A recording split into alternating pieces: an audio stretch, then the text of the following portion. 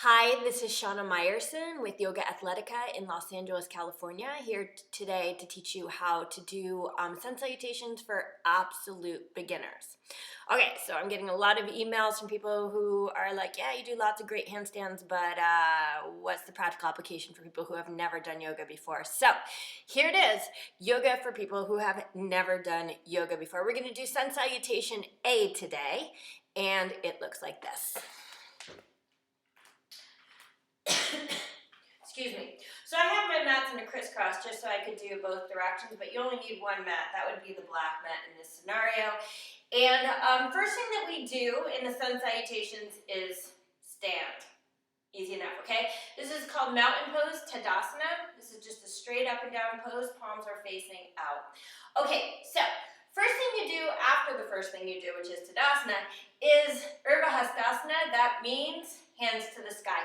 So all you do is you take your arms in a big circle up to the sky and look up, see if you can touch your palms. Okay? Now, if you can't touch your palms, don't worry about that. The main thing that I want you to do is when you come up, keep your arms straight. So maybe they're only this wide, maybe you get them here, maybe you get them here, but this isn't like walking like an Egyptian pose. Your arms should not be bent, just so that you can facilitate the touching of your palms. The touching of your palms is sort of the final manifestation of this pose. So you go up, nice straight arms. Notice palms are up here. And when I go up, my arms are in what's called external rotation, which means that the hands, instead of like they're gonna high five you, are facing in, like I'm about to clap, okay? So that's an important part. This external rotation is very important in yoga. Pretty much every time my arms are next to my ears like this, they're gonna be in this position. Okay, so that's our first and second movements, and it's done on an inhale. So it's inhale up. Maybe you could touch your palms. Okay? Okay, that's the very first move in yoga, okay? So if you did that, congratulations. Here's what comes second. Okay, so you're up in the air, and we're gonna go down like you're gonna touch your toes. So this is called a swan dive. I'm gonna turn sideways so you can see what's going on with my back. When I go down, I'm going to try to keep my back as flat as possible as I come down, as low as works for your body, okay? And then your head relaxes, like you're going to kiss your shins. Okay, you may not be able to kiss your shins. Okay, maybe you just kiss the air around your shins, but make sure there's no tension in your neck, okay? And when you're going down, don't go down like this, okay? It's not about rounding your spine. In yoga, we're always trying to keep like as flat a spine as possible in a lot of these poses. So the inhale is up. I've got Tadasana, Urvahastasana, and then it's an exhale down. So here's my flat back. I'm going down. This is called Uttanasana. Uttanasana. And make sure again that your neck is completely relaxed. If you happen to be really, really bendy and you can touch the floor, awesome. You want your fingertips more or less even with your toe tips when you go down. So they're not like out here, but they're all the way back here, okay? Now don't get frustrated if you can't touch your legs. Maybe it looks like this. Maybe it looks like this. Listen, I've worked with marathon runners for years, and this is about as far as they go. As long as you're feeling a little stretch in your hamstring, you're good to go. Okay. So, we've got, well, this is called Samasthiti. Some people like to start here.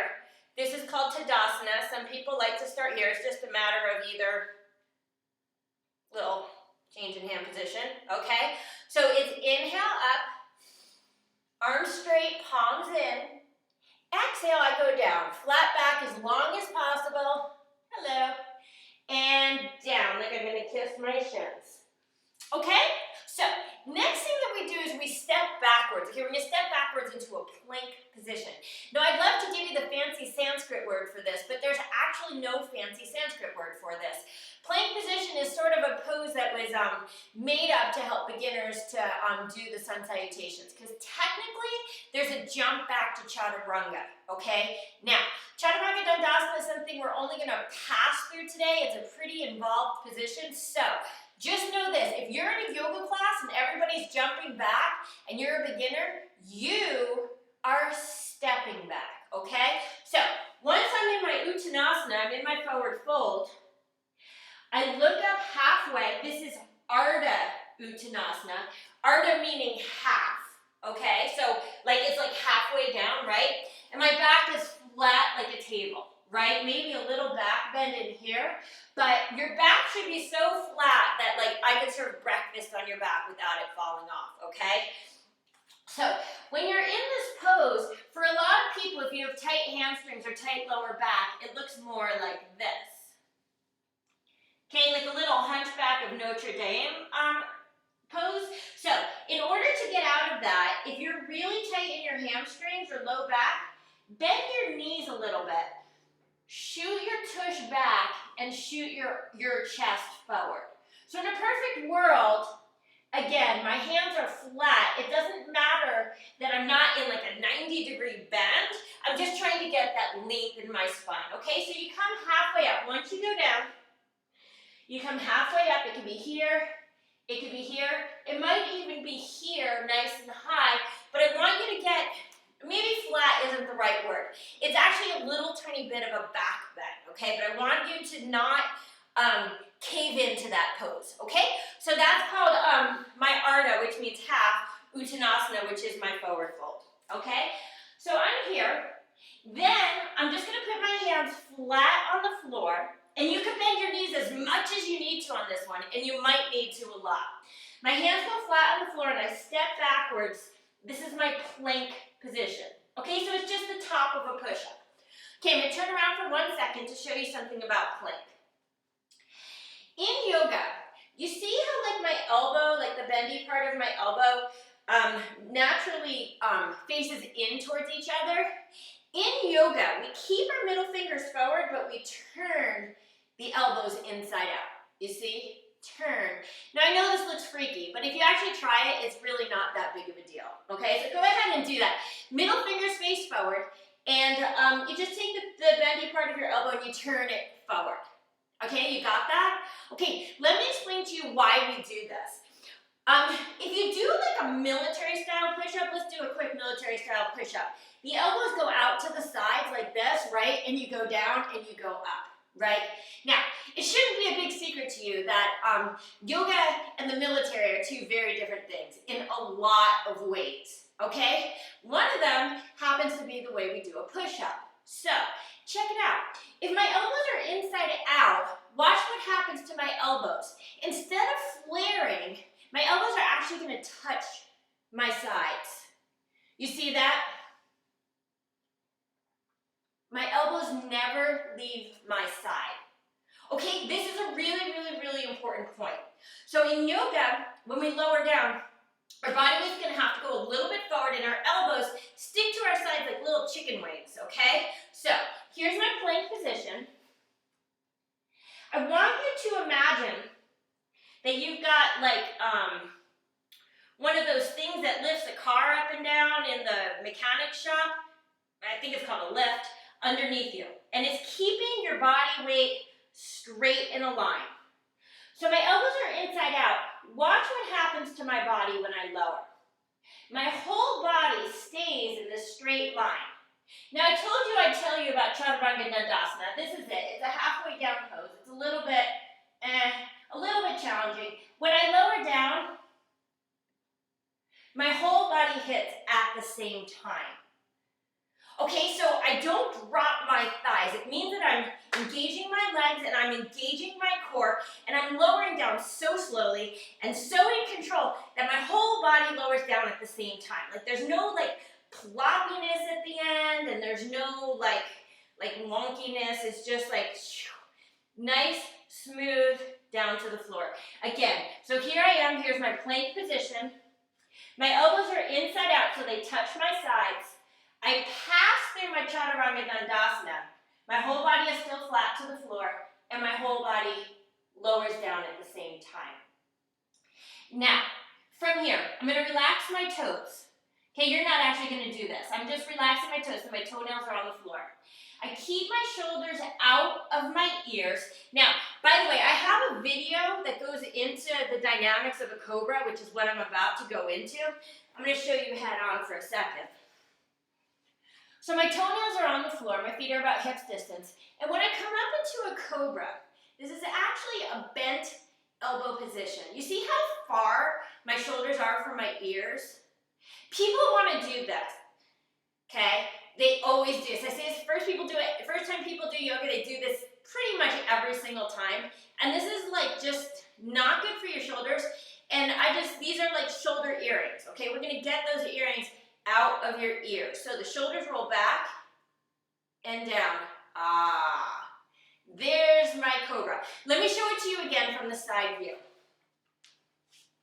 Okay, my toenails are on the floor. My elbows are in like little chicken wings. I come up, my elbows are bent, and my spine is in like a C curve. Okay, so I'm trying to make an arch. Now here's the thing. Let's say you're only here. Don't throw your head back.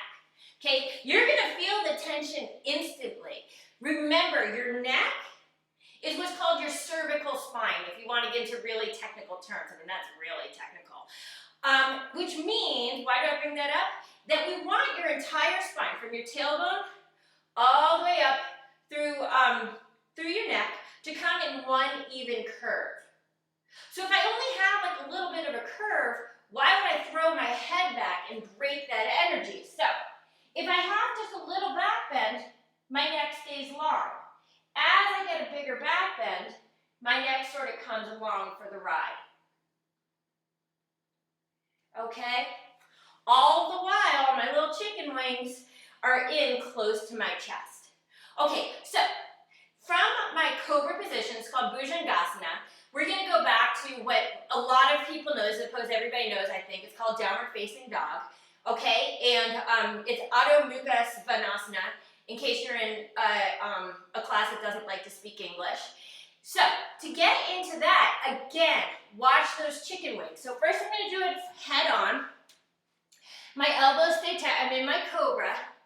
And all I'm going to do is tuck my toes and lift my hips down dog. My head is sort of stretching towards the floor a little bit, but my spine remains long. Okay, so let me show you this way. Here's my Cobra. Remember, my toenails are on the floor in a Cobra. I'm just going to tuck my toes, lift my hips, and sort of push back towards my downward facing dog. Now, in my down dog, the heels are trying to touch the floor. Does that mean your heels are touching the floor? No, not necessarily, but it sure means that they want a piece of that action, okay? So heels are pressing down, thighs are pressing back, spine is long, and again, maybe in a little bit of a back bend. And when you're doing this pose though, the length of the spine is the most important part. Okay, so much of yoga is about the spine. Most of yoga is about keeping the spine healthy. So, let's say you're tightening your hamstrings and your low back again, and a lot of beginners are. And your dog looks like this. Okay? The most important part is your flat back, and what's holding you back is your hamstring. So remember what I said in the beginning. If you bend your knees a little bit, it will help you to lengthen your spine. So if you have to choose between a long spine and straight legs, choose the spine. Eventually, you're going to start to straighten your legs. But let's say that's too much. You're here, you start to straighten your legs, and you feel your body weight shifting forward again. Then you went too far. Keep the spine long, and just straighten as much as you can. Whatever that is totally fine. Eventually, your legs will get straight. Okay? From here, there's two ways to sort of return to the front of our mats. Now, when you go to a class, you're going to see a lot of people jumping there, and I have other videos that talk about jumping forward. This could be very easy or it could be very technical. But for a beginner, we're going to try stepping forward, okay? We're just going to try to keep it nice and easy here. So, from my downward facing dog, I take one foot and I step it all the way to where my hands are. Okay, now, let me just define my terms. This is not all the way to where my hands are. This is not all the way to where my hands are. This is all the way to where my hands are. So let's say you can't make it there. You step forward, and by the way, I have a video on how to do this lunge as well, so feel free to do that. But we take that leg, and if you need to, you shove it up there. Okay, I think my computer just died. Hello? Are you still there? Oh God. Okay, my computer may have just died, but whatever. Hopefully this is still shooting. Okay, so I take 1 foot forward. If I don't make it, I shove it. I take my other foot forward. Okay? Ardha Uttanasana. I go halfway up, all the way down, and then I'm going to reverse swan dive. So flat back as long as possible, all the way up. Touch my palms, that's my Hastasana. Hands to heart, Samasthiti. Okay, so I'm going to do the whole series all the way through again. This is Sun Salutation A from the Ashtanga style of yoga. Some people might call it Surya Namaskara. Okay, so I'm going to do it once facing you, once facing that way, and then we're going to end the video. Here it goes. I'm going to tell you on the breath too. So it's inhale, arms to the sky, Hastasana. Exhale, through that flat back, all the way down, Uttanasana. Inhale, halfway up, Ardha Uttanasana. Exhale, step back, plank position with no fancy name, elbows to your sides as you lower down. Inhale, Bhujangasana. Remember to keep those chicken wings close to your body. Exhale, Uttanasana. That's my downward facing dog. You can take 5 breaths here, but I'm not going to. Take a big inhale.